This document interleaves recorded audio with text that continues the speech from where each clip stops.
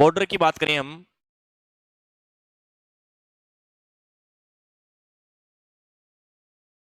सीमा दो प्रकार की होती है। कौन कौन सी भाई? कौन कौन सी?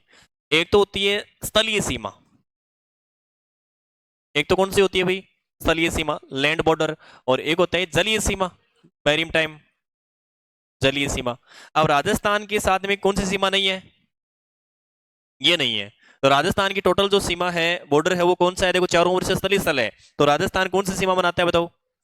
बताओ कौन सी बनाता है? स्थलीय। स्थलीय सीमा कितने प्रकार की होती है? ये स्थलीय सीमा कितने प्रकार की होती है? दो। अब आप वाली एक तो कौन सी? हाँ, एक तो इंटरनेशनल, अंतरराष्ट्रीय। और एक होती है अंतरराज्यीय, इंटरस्टेट, अंतरराज्यीय। राजस्थान की टोटल स्थलीय सीमा है, उसकी लंबाई कितनी है? 5,920 किलोमीटर।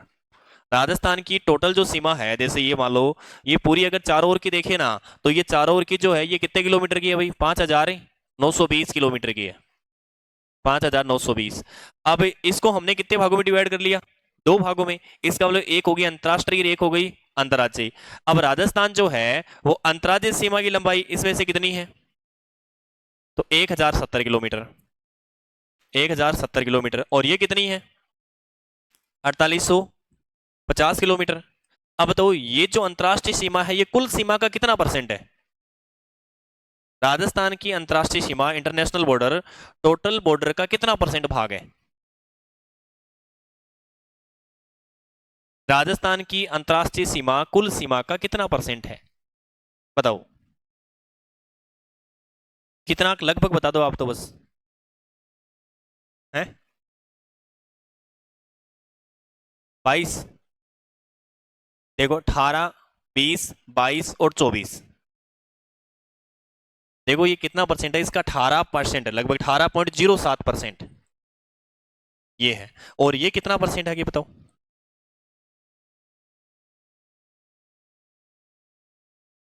बचा हुआ कितना बचा हुआ है? कितना लिखना है? 82, 81.93, यही है क्या? ये है ना? तो सीमा कितने प्रकार की भाई? दो। एक तो कौन सी? स्थलीय, और एक कौन सी? जैसे भारत है, भारत दोनों सीमा बनाता है, जलीय भी और स्थलीय भी। लेकिन राजस्थान सिर्फ एक, कौन से नहीं बनाता राजस्थान? ये डायग्राम बनाओ।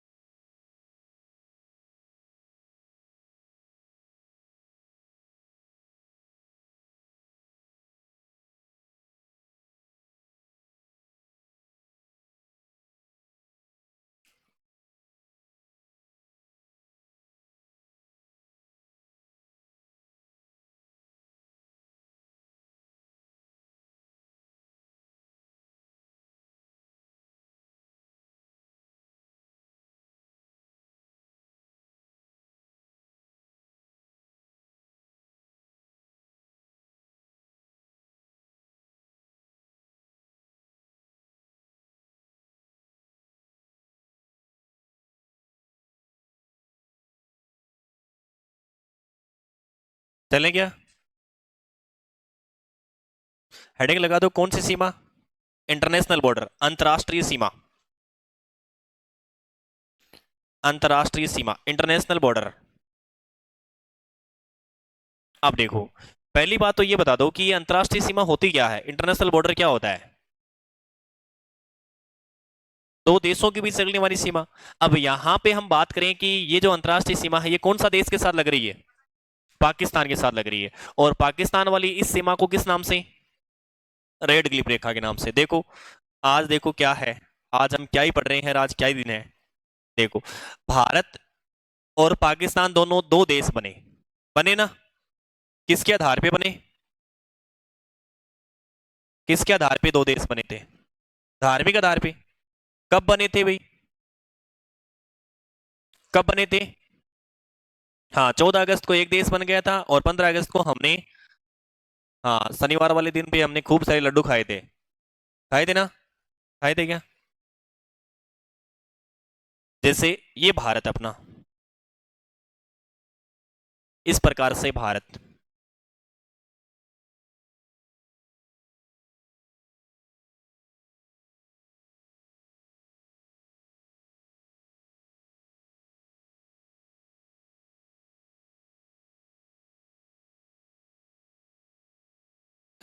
इधर तो अपना भारत, और ये इधर, ये क्या हुआ भाई? भारत और पाकिस्तान, अब देखो जब ये संविधान सभा के लिए जो गठन होना था उसमें चुनाव हुए थे, और उसमें मुस्लिम लीग को सीटें कम आई थी। पहले तो जिन्ना को ऐसे लगता था कि भाई यहाँ दाल अपनी गल जाएगी, लेकिन चुनाव हो गए तो उसमें मुस्लिम लीग की कुछ सीटें आई थी, कितने 70 कितने 3, लगभग इतनी सीटें आई, तो जिन्ना को लगा अब यहाँ तो हमारी दाल गलने वाली नहीं है, तो उसने अपने अलग देश की मांग को जोर कर दिया, और भारत और पाकिस्तान दो अलग देश बन गए। कब बने भाई? 14 अगस्त और 15 अगस्त, 14 और 15 अगस्त को अलग अलग देश बन गए। अब दोनों के बीच में सीमा बनानी है। किसके बीच में भाई? भारत और पाकिस्तान के बीच में। पाकिस्तान ने शुरुआत में कहा था कि हमें क्या क्षेत्र चाहिए? हमें चाहिए सिंध। हमें क्या चाहिए? सिंध। हमें चाहिए बलूचिस्तान, हमें चाहिए पंजाब, और हमें चाहिए जम्मू कश्मीर। ये डिमांड की थी पाकिस्तान ने कि हमें ये क्षेत्र दे दो, यानी ये वाला एरिया पूरा का पूरा डिमांड। हमने देखो इनको क्या दे दिया? सिंध। हमने ये वाला हिस्सा दे दिया, इसका नाम क्या है? सिंध। हमने यहाँ वाला हिस्सा दे दिया, इसका नाम क्या है? पंजाब। क्लियर? हमने बलूचिस्तान वाला हिस्सा दे दिया, लेकिन हमने कश्मीर के लिए मना कर दिया। हमने कहा कि दूध मांगोगे तो, और कश्मीर मांगोगे तो, हाँ तो कश्मीर के लिए हमने इनको मना कर दिया कि भाई हम कश्मीर नहीं। बदले में देखो हमने क्या दिया, यहाँ वाला जो भाग है ना, यहाँ वाला भाग, यहाँ एक रियासत थी जिसका नाम था बंगाल, और बंगाल के दो बंगाल हो गए। बंगाल का विभाजन किया था 1905 में, किसने? लॉर्ड कर्जन ने। और ये बंगाल बन गया, ये तो हो गया पश्चिमी, और ये हो गया पूर्वी। अब पूर्वी बंगाल जो है ना, वो अलग रहने की बात कर रहे थे, तो हमने कहा कि ये तो देंगे नहीं, बदले में क्या ले लो? पूर्वी बंगाल ले लो। तो पूर्वी बंगाल से क्या बन गया? पूर्वी पाकिस्तान। भाई पहले ये पूर्वी बंगाल था इधर, फिर पूर्वी पाकिस्तान। आज देखो ये पश्चिम वाला बंगाल आज भी भारत में ही है।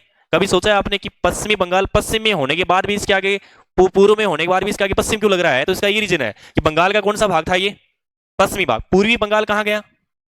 पहले तो हमने पाकिस्तान दे दिया, तो पूर्वी बंगाल से क्या बन गया? पूर्वी पाकिस्तान। और फिर 1971 में बांग्लादेश बन गया। यहां हमें सीमा बनानी है। अब सीमा बनानी है तो क्या किया जाए? देखो सीमा बनाने के लिए यह कहा गया कि एक तो व्यक्ति आया, कौन है? लॉर्ड माउंटबेटन, जो गवर्नर जनरल था।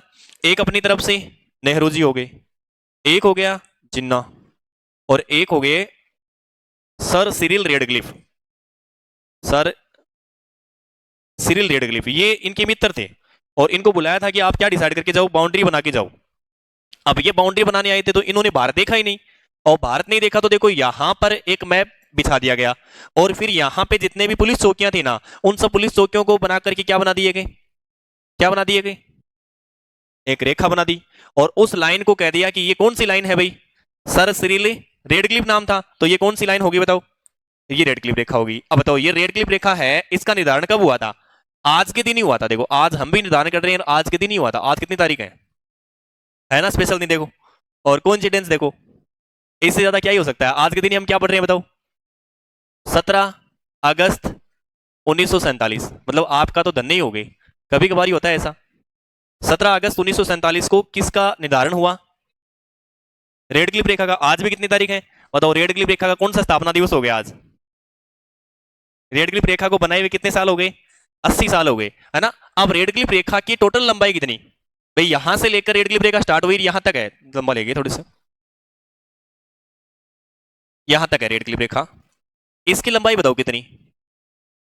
हाँ इसकी देखो लंबाई, रेड क्लिफ रेखा की लंबाई जो है वो 3323 किलोमीटर है। कितने किलोमीटर है बताओ? 3323 किलोमीटर है। और रेड क्लिफ रेखा पर भारत के कितने राज्य? रेड क्लिफ रेखा पर भारत के कितने राज्य? देखो एक तो यहां पे हो गया गुजरात, एक तो कौन हो गया भाई? गुजरात।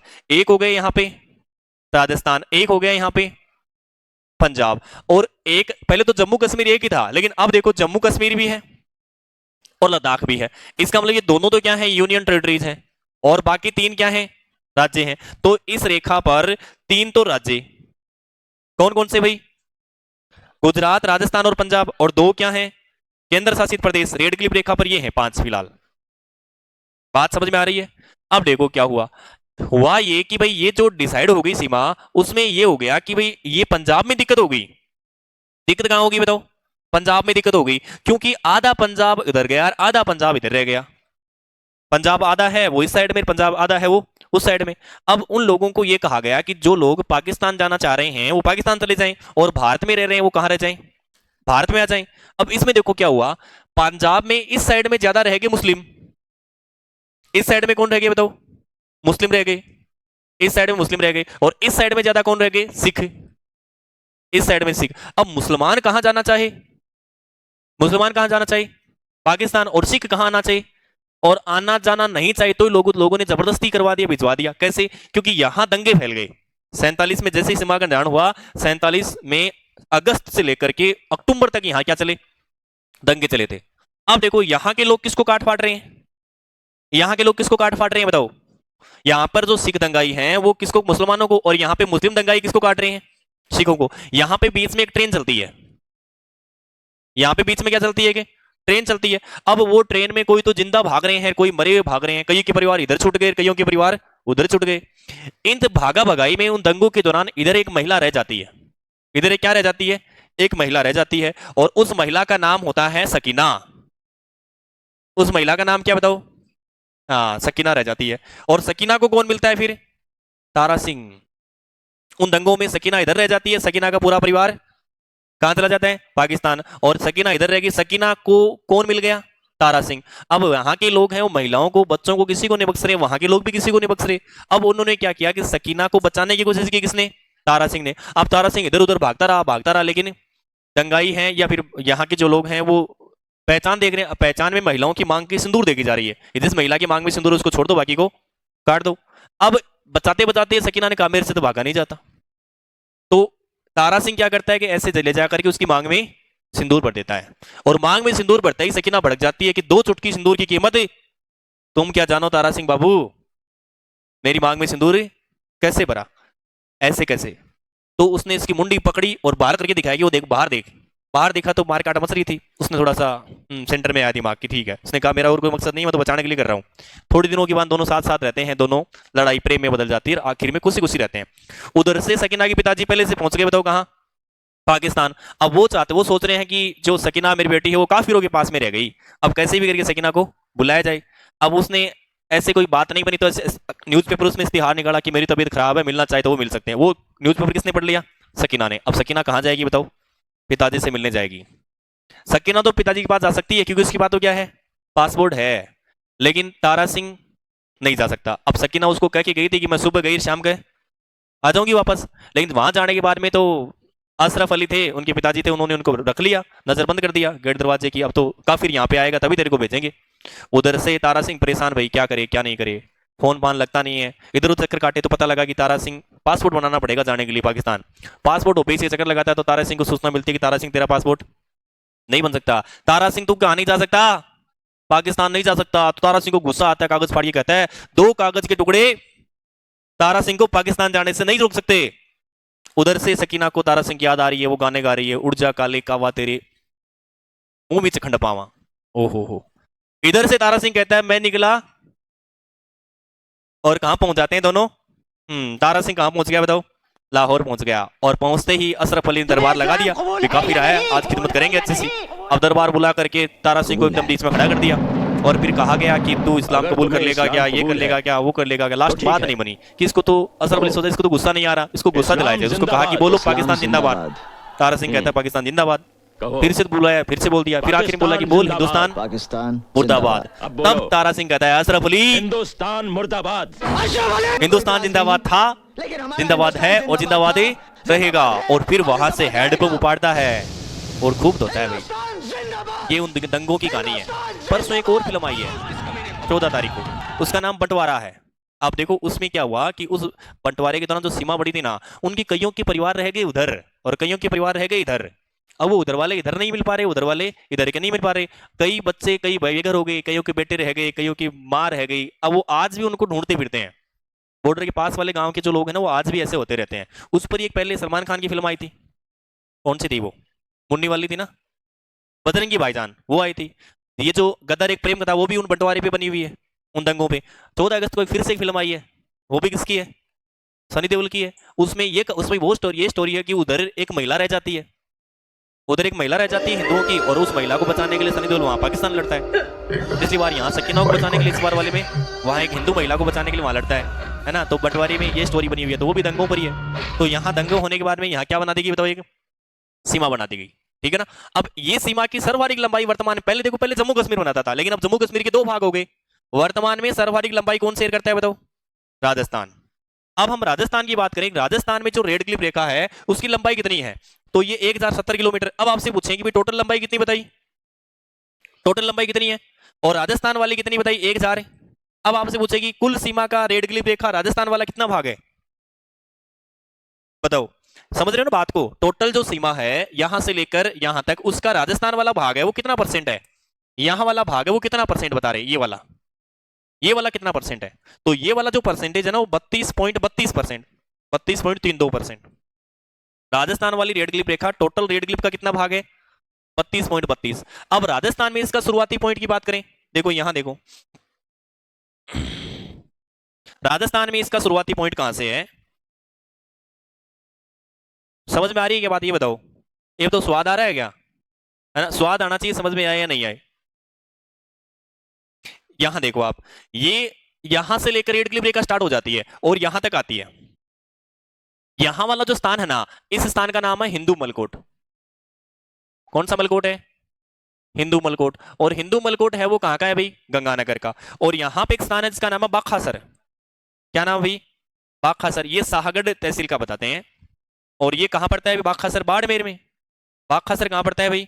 बाड़मेर में। यानी इसका शुरुआती बिंदु तो कौन सा हो गया? हिंदू मलकोट। और अंतिम बिंदु कौन सा हो गया? बाखासर। कितनी लंबाई है भाई इसकी? 1070 किलोमीटर। अब आपसे पूछा है कि रेड क्लिफ रेखा पर राजस्थान के कितने जिले हैं? रेड क्लिफ रेखा पर राजस्थान के कितने जिले हैं? तो देखो ध्यान से आप, पहले तो 4 ही थे। पहले कितने थे प्यारे बच्चों? हाँ, पहले 4 थे, जिसमें पहला जिला बताओ कौन सा? गंगानगर। दूसरा जिला प्रधान है बीकानेर। फिर यहाँ पे अब नया कौन घुस गया बीच में? फलोदी। और ये चौथा कौन हो गया? जैसलमेर। और ये पांचवा कौन हो गया? बाड़मेर। बताओ कितने जिले हो गए भी टोटल? 5 जिले हो गए। कुल लंबाई कितनी? 1070। अब 1070 में से देखो, ये गंगानगर है ना, वो 210 किलोमीटर की सीमा शेयर कर रहा है। कितने किलोमीटर की? बीकानेर 168 किलोमीटर की। इसकी सीमा का हमें पता नहीं क्योंकि आई नहीं अभी तक। जैसलमेर कितने किलोमीटर? 464 किलोमीटर। 464 किलोमीटर। और बाड़मेर कितनी? 228। देखो दिखा, 1070 हो गई क्या? देखो दिखा, मेरे को कम लग रही है। देखो कंफ्यूज हो गए, कहाँ कहाँ थोड़ा सा कम है, कौन सी कम है, देखो दिखा।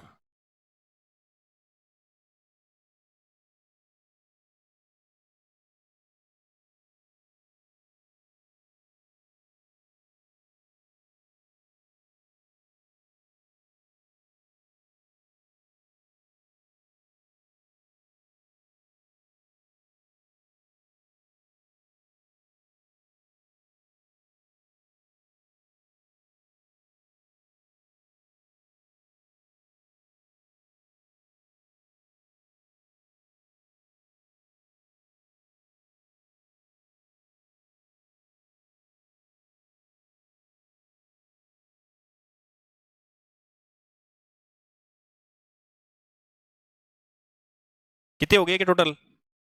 हो गए पूरे?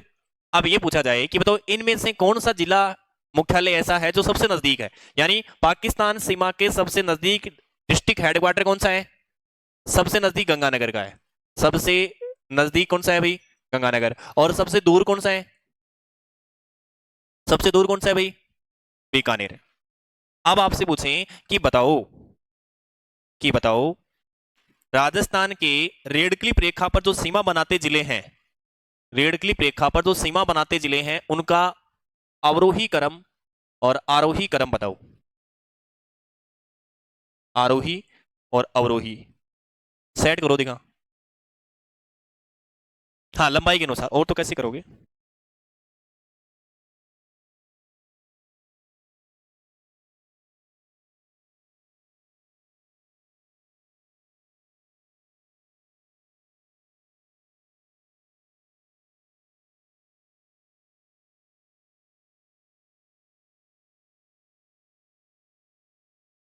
क्या हुआ, कैबिनेट मीटिंग में ढल लिया आपने तो। बताओ भाई, यहाँ क्या लिखूं, ये आरोही क्रम बताना है, सबसे कम वाला बता दो। बीकानेर, मैं बीकानेर यहाँ लिख देता हूँ। बीकानेर कितने किलोमीटर की? 168 किलोमीटर की। फिर दूसरा बताओ, गंगानगर, गंगानगर कितनी? 210। फिर यहाँ पे बाड़मेर, और बाड़मेर कितने किलोमीटर? 228 किलोमीटर। और फिर जैसलमेर कितने किलोमीटर? 400। और सबसे कम तो कौन होना है? फलोदी होना ही है। अभी तक तो हमें पता नहीं है, लेकिन बाद में होगा तो देख लेंगे। इनका ये क्रम देखेंगे वो तो कौन सा हो जाएगा? अवरोही क्रम। और ये कौन सा हो जाएगा? आरोही क्रम। बात समझ में आ रही है क्या? हेलो। ये चार जिले तो किसके हो गए बताओ? ये 4 या 5 जिले किसके हो गए? राजस्थान के। उधर चलेंगे क्या? चलेंगे पहले साइड में। तैयार हो गए थे चलन खातर? तारो जोर करे पूरा ठिल लिया हो। 4 है। अब ऊपर जो राज्य है, अब मान लो अपने तो ये राज्य को राज्य कह देते हैं, लेकिन पाकिस्तान में कहते हैं प्रांत। तो ऊपर एक प्रांत है, इसका नाम है पंजाब। पंजाब। और इधर नीचे वाली प्रांत का नाम है सिंध। अब देखो, जहां से वो शरणार्थी आए थे ना, कहां से? पंजाब वाले हिस्से से आए थे, या पाकिस्तान से जो भी शरणार्थी आए, इनको थोड़े दिन तो कैंपों में रखा गया। थोड़े दिन किस में रखा गया?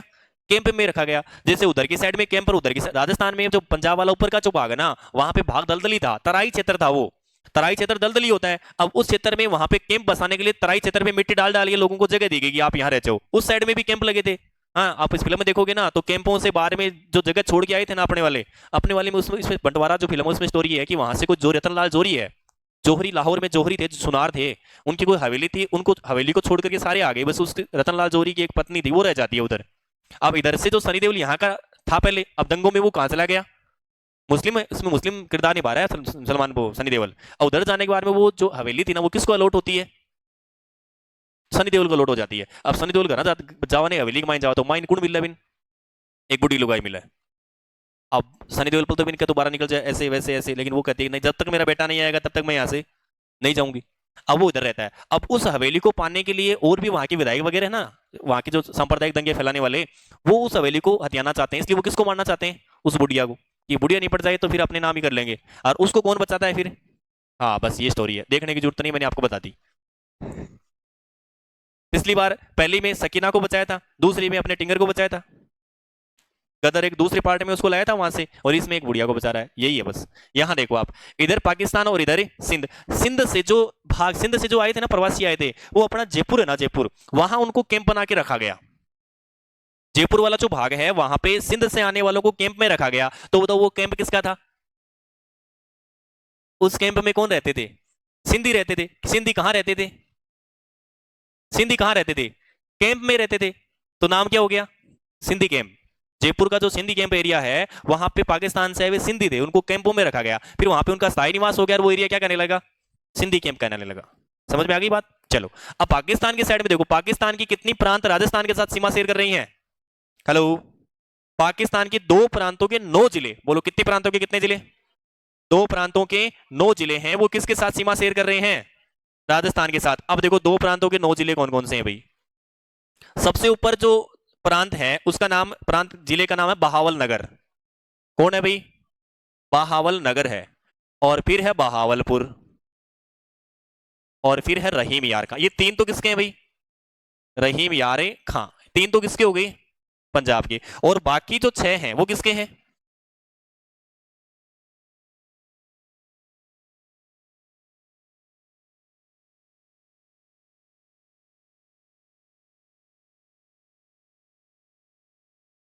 देखो, सिंध में पहला पहला कौन सा है?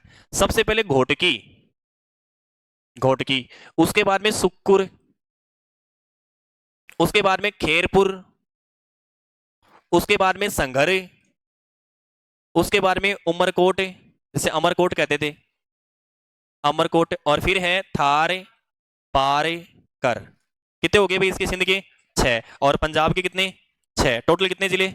9। आपको 30 सेकंड के बाद में ये 9 जिले पूछे जाएंगे। आपका समय शुरू होता है अब।